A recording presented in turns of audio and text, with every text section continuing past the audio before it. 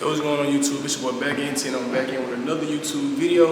It is my first testimony series called How Jesus Brought Me Back to the Light. This is chapter 1, titled My Early Years. Let's do it.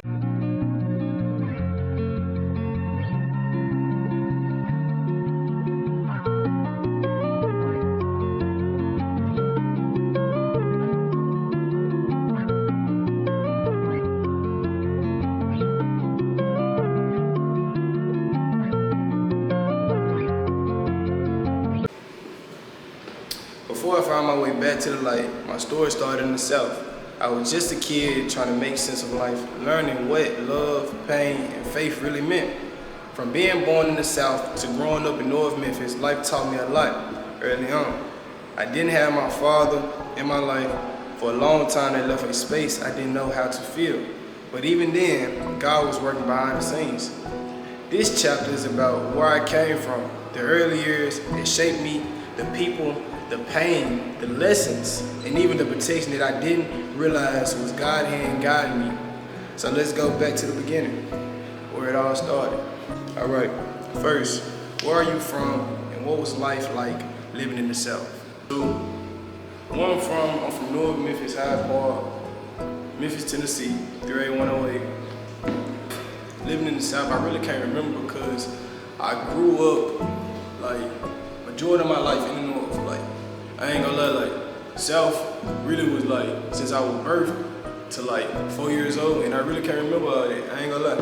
But I just know how life was the same way how I grew up in North Memphis. Like, my mama took care of me. I know my dad wanted my life.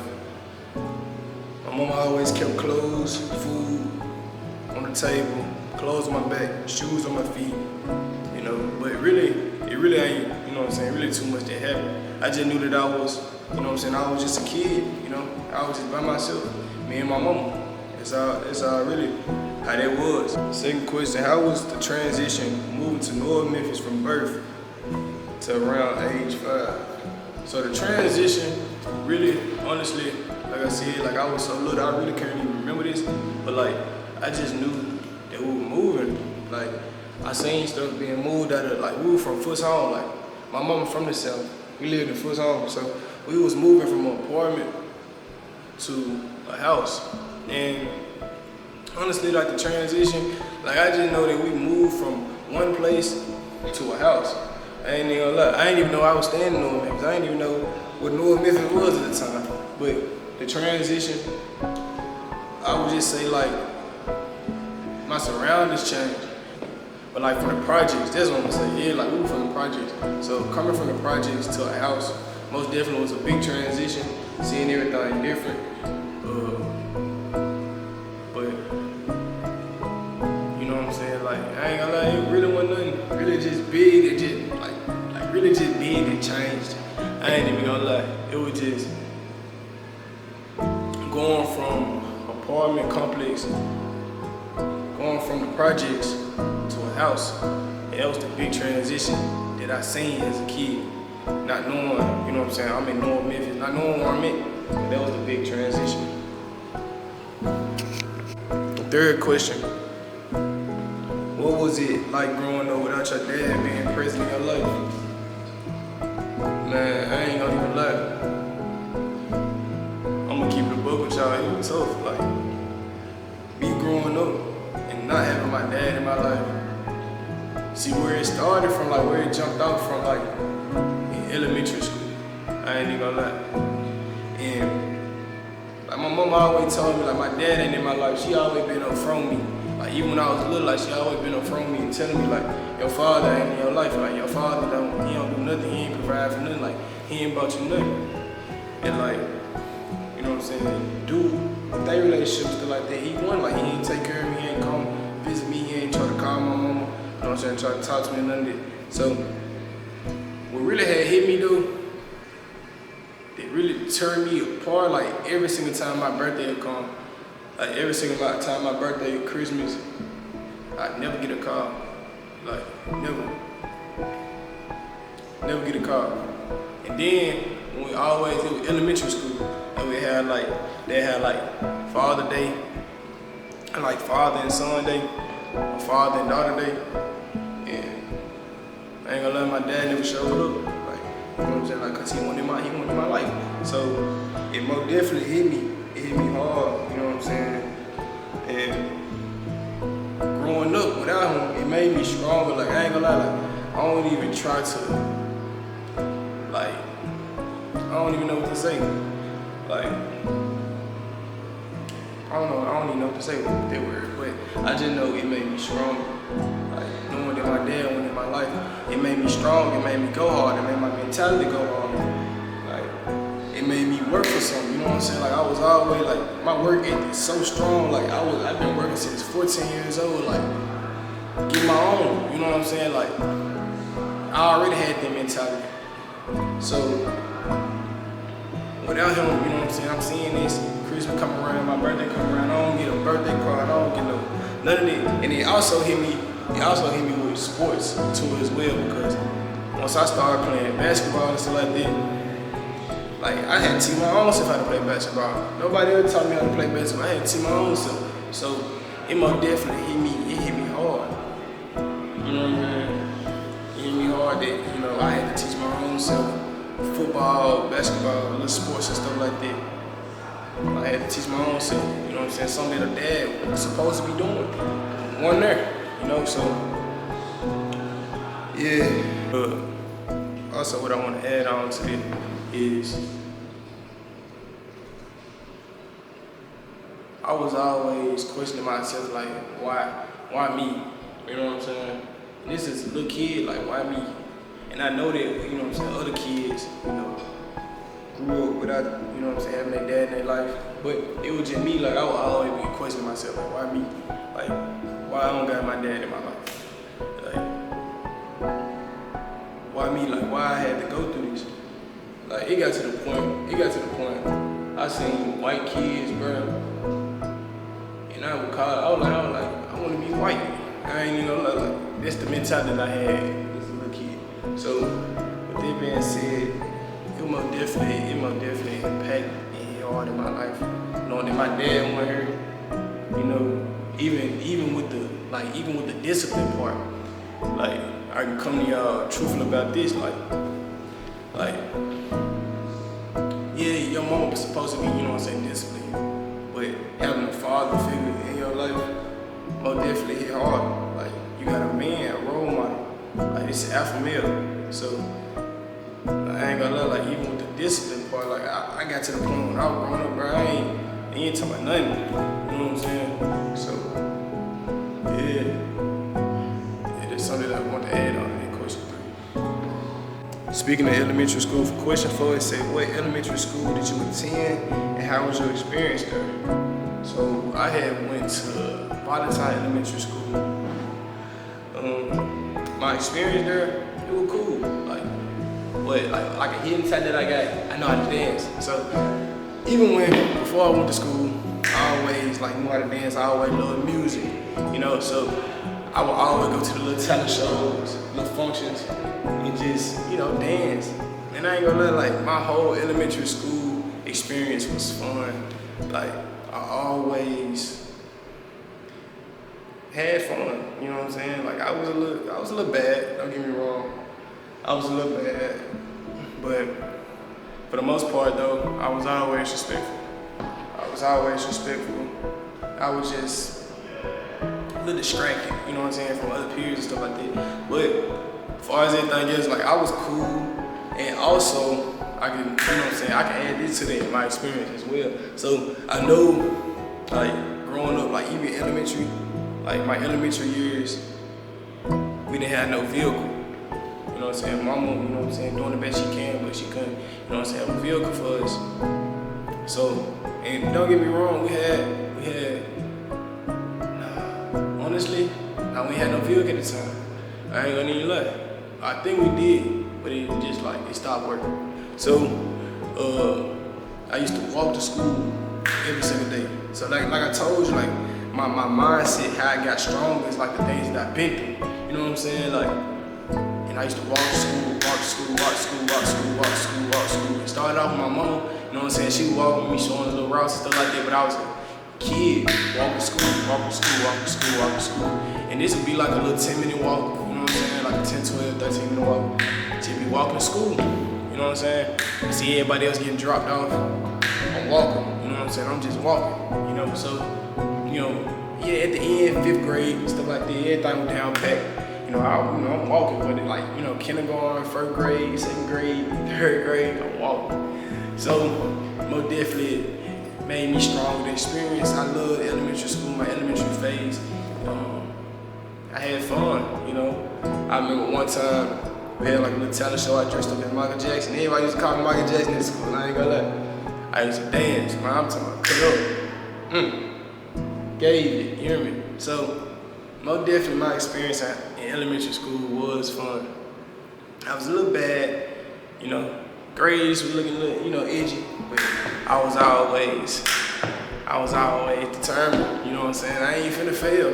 So, yeah, that's my experience with that. All right, for the 5th question, it says, can you talk about the time you found out you had a sister and how it felt when she moved in with you? So, I didn't even know I had a sister. How I felt when my sister first came and moved in with us, I felt happy, I ain't gonna lie. And I felt the relief of just somebody else being in the house. Like, I just feel like more, like a little family, you know what I'm saying? I just feel happy. And also she had 2 sons, Ray Ray and Jamarian, that was there too. So it's like it was me, her, Ray Ray, Jamarian, my 2 nephews, and my mom. So it was 4 of us in the house. And so most definitely found, like, you know what I'm saying, like, found a slight relief, you know what I'm saying, just relief, because it was just only me. So I don't know really the feeling that I can say how I feel. I just know I was happy, but I can talk about more to that, like how I felt just by myself. I felt lonely, I can say that. So once they came, you know what I'm saying, I didn't feel that way no more. I didn't feel lonely. You know what I'm saying? I got somebody else in the house. But it was a pro and con with that because my sister really didn't want to have no dealings with me. You know what I'm saying? And it was because of the jealousy part. Because if I can go deeper into that situation, but I really can't talk about that because that's not me. You know what I'm saying? Like that's not like my testimony. But I can just give y'all a brief summary about how it was. I just, you know what I'm saying, like, it was just a little jealousy, you know what I'm saying? Like my sister didn't want to take care of me. Like my mom had to go to work, my sister didn't want to take care of me. And this is before the kids had came. This is before, you know what I'm saying? This is before that. But like didn't want to watch me. It was just a whole lot of stuff. But I don't really want to get deep into that because, like I said, this is not my testimony, you know. So yeah, like how I felt though in the beginning, I felt most definitely not lonely anymore because I was feeling lonely that it was just only me in the house. And I know that other people had siblings that stayed with them. Other kids had siblings. So I felt lonely. And after that, their relief had went. I mean, that loneliness had went away. All right. So, question 6. How did things change in your home when your sister had a child and started living there? How did things change with space? I would say that because it wasn't just me and my mom no more. So space, you know what I'm saying, the house got took up, you know what I'm saying? It's 4 of us, 1 bathroom, you know what I'm saying? So just say space, that's what changed. And also, what else changed was, if we had food, because me and my mom, you know what I'm saying, we was raised off, we had food stamps, you know what I'm saying, and they had food stamps. So it's things in the pantry or in the, you know what I'm saying, on top of the refrigerator, and I end up picking up one day items, and always start the argument, you know what I'm saying? So that's how things changed. I just want to make that look quick, you know what I'm saying? It was just the space. I didn't have enough space, didn't have enough room, but you know what I'm saying? My mom was willing to let them stay with us. You know what I'm saying? Due to that was her, you know what I'm saying? That's her daughter and her 2 grandkids. So yeah. 7. Who was your closest friend growing up? And what was your friendship like? What was your friendship with TJ like in your neighborhood? Okay, so I had a childhood friend. It was a neighborhood friend, and he was down the street. His name was TJ. And so TJ was going to elementary school with me as well. We just stayed on the same street. And so, man, me and TJ, man, that was my dog. I ain't even gonna lie. Like, we'll always ride our bikes, you know what I'm saying, down the street together. Man, he'd knock on my door early morning. We ain't even brushed our teeth yet.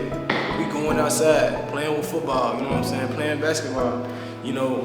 And man, it was fun. I ain't gonna lie. That was my closest friend in the neighborhood, for real, that was my dog. Like, I'll wake up early morning, like, it'll be times, man, I gotta do homework. I'm like, mama, can I please go outside? Can I please? I'm begging my mama, can I please go outside? No. She telling me no. He knocking on the door, can Tonton come outside? Can Tonton come outside? And that's my nickname too, y'all. I know y'all T, y'all call me T, but Tonton. Yeah, so like, Tonton, can you come outside? Can Tonton come outside? No. So that was my dog. We used to ride bikes, play curveball, all that, bro. Like soccer, all that. Anything we, you know what I'm saying, any ball playing with, sports wise, man, we own it, we playing it, you know what I'm saying? So most definitely was fun, my childhood, my neighborhood friend. Man, that was my dog, for real, we play the game together. Man, but TJ was bad though, man. Like, I ain't gonna lie, like, that's one thing I knew was, like, see, this is how I knew at an early age what, like, bad and good was, because TJ was bad. And the reason why I say he was bad, because he used to run away from the house. He used to run away from his house. Like, he'd leave out, like, at nighttime, 12 o'clock. Like, my mom didn't play that. I ain't going nowhere. But he'd leave out of his house and be on the run. Literally, like, be on the run, like, missing for days, and then come back. Like, that boy was bad, bro. I ain't gonna lie. And also, I also believe that TJ had, like, a mental problem, too, as well. He was diagnosed with something like a mental problem. And yeah, so with that question right there, most definitely was fun. My childhood was fun with TJ, I ain't gonna lie. I did everything. What do you remember about your home being broken into the first time in 2009 when you were only 5 years old? Okay, so I was 5 years old. We just had moved in like 6 months, like after we moved in. So I remember coming home. See, this is what I do remember. I remember coming home, and me and my mama went in the house. And so, as soon as she opened the door, bro, I'm seeing like this is a hallway. Like, it's a hallway when we open our door, it's a hallway. You got the living room on the right side, you got the kitchen across, you got the dining room in the hallway. So we open the door, and all you see is like the closet. It's like a closet in the hallway. Closet open, clothes on the floor. Everything, like, stuff on the floor, like all through the hallway. For real. So as we looking, I look to the right, TV gone. Stereo gone. Like Bluetooth, like, you know, like a big old boombox stereo, gone. Everything was gone. Like, we continued going into my room. They took my bike. They took my, like, I had like a little Jeep car, like a little Jeep truck. They took it. Everything was gone. And so, went to my mama's room. They went under my mama's mattress, flipped her mattress over. They looking for like jewelry, all that. Like, they wiped out everything. They went through her dresser, drawers, like throwing everything. And so, once that happened, I ain't gonna lie, I felt so sad. Like, this, we first moving in New Memphis, like, they took everything, bro, like everything. And so, that was my experience, my first, you know what I'm saying, my first experience of my house being broke into. I ain't gonna lie. After that, bro, I ain't gonna lie, I wanted to leave. Cause they took everything, then and seeing my mama hurt. Like, they took like a piece that was like a legacy piece, like that was like traditional. Like, went from my grandmama to her, and they supposed to, you know what I'm saying, from generation to generation, they took a ring that was, valuable to my mama. I ain't gonna lie, left her, you know what I'm saying, left her scarred for a while. So just seeing my mama hurt, I ain't gonna lie, how we came back, but it's more to it. More to it. Alright, so we on question 9. How did it affect you when your house was broken into again in 2016 at age 11? So after a while, we got everything back, you know what I'm saying, but we were still kind of cautious around the neighborhood, who's watching, you know what I'm saying, who watching us and who we watching, and different cars coming through the neighborhood. We doing a whole lot of watching and seeing, you know what I'm saying. And man, one Sunday, we was at DLC. I was 11 years old. We were at DLC, and so Divine Life Church, my home church that I go to now. Like I'm a member at the church, and so came home that morning, and I opened the door and I said, "Mama, where the TV at?" Like I asked her in general, she said, "Boy, stop playing." I'm like, "For real, Mama, where the TV at?" So I go up in there. I'm looking room to room, TV gone. My little Xbox 360 gone. Like everything, games, all that gone. DVD players gone, antenna gone, everything what we had gone. Like they didn't do, whoever did that the second time, it couldn't be the same people. Or it could have been, because the first time they went in the drawers throwing out clothes and everything, but the second time it was like they knew what to get. You know what I'm saying? Like they knew like drawers. The drawers really wasn't messed up with. You know what I'm saying? Other things weren't like touched. Like the closet in the hallway wasn't even touched. But like the valuable things was gone. Like they took my bike, and then how I knew this was the same people, because they left, like they broke in the same window and they left out the same window as the first time. And so man, I said, "Mama, where the TV at?" Went up in there, called police. My mama was so mad, like she went down the whole neighborhood, walking down there. She's like, y'all seen who went in my house? Ooh. She went around like the back street, all that, like going crazy, trying to see who, you know what I'm saying, who knows something, you know what I'm saying? Cause like we was at church this Sunday morning, bro. Like, so these folks had to be watching us in the morning, in the AM, like watching us. You hear me? Like seeing when we leave, you know what I'm saying? Okay, this Sunday they leaving at this time. This Sunday they leaving at this time. They watching us. So my mom was hot, I ain't gonna lie. Okay, so part 2 of it. So police come, and this is the reason why I'm in my major criminal justice. Like I can show you a video right now. I can pop up a video right now. So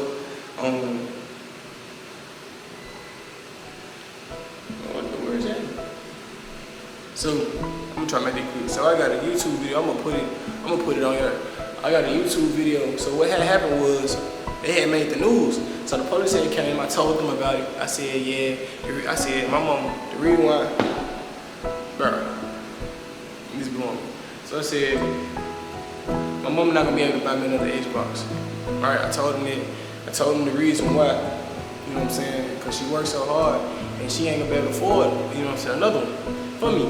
And so the police, they had left out, tried to search, you know what I'm saying, the surroundings, the area, search the area to see if they, you know what I'm saying, they can find something, they couldn't find nothing. So they came back and bought me a new Xbox 360. And this is the reason why I want to be, like, you know what I'm saying, deputy, sheriff, deputy, Memphis police, you know what I'm saying, officer, state trooper, Tennessee Highway Patrol. Before I can change, you know what I'm saying, I can help my people in the city. I can help kids just like me. You know what I'm saying? So that's one of the reasons I'm gonna put the video up in here as well and show y'all. You know what I'm saying? Because some of y'all might think I'm lying, but I got a little picture of me with the Xbox and my mama. Hold the video. Let me show y'all. So yeah. Officers is going viral for all the right reasons. They met an 11-year-old boy on Sunday whose Xbox was stolen during a burglary. The boy said he could not ask for another one because it was just too expensive. So the officers all pooled their cash, and with the help of the nearby GameStop, they bought the boy a new Xbox and lots of games. The gesture brought him and his mom brought to tears and the officers. These pictures were posted on the Memphis Police Department's Facebook page, and they've received 12,000 likes so far. That's nice. I don't know what's going on with the thing in front of me, but I know they close at 9:30, it's 8:49. We almost done. I'm almost done. Got like 2 more questions left, going down. Okay, so question 10. At the age, around the same age you start going to your home church, Divine Life, how did that experience shape you spiritually? So honestly, it didn't shape me no way, because I was a little kid and I knew I was just going to church. We had the work read program, you know what I'm saying, work read, and all I know was, you know what I'm saying, we was little, we used to eat breakfast, do a little Bible study, play basketball, and you know what I'm saying, we'll be head home, you know what I'm saying. So actually, like, spiritually, nothing changed, you know what I'm saying. I was still doing the same thing, you know what I'm saying, still, being bad and being, you know what I'm saying, disrespectful at moments of times when I was little. So honestly, like, nothing didn't change. I ain't gonna lie. Yeah, nothing didn't change at all. I ain't even gonna lie. Okay, so with that being said, I'm gonna close out the video. I most definitely enjoyed doing this. You know what I'm saying? I ain't gonna lie, this is something that's, that I want to share. You know what I'm saying? Let y'all know, you know what I'm saying, my testimony. And this is only chapter 1. We got like 6 more chapters to do. So, yeah, I love y'all. Y'all make sure y'all keep God first and always. Be safe, drive safe, pray. Remember that Jesus is not no religion and that he's a relationship. Talk to the Lord, stay content with the Lord. Be safe. That being said, I'm finna get on down. I love y'all. And I'll see y'all in the next video. I need you to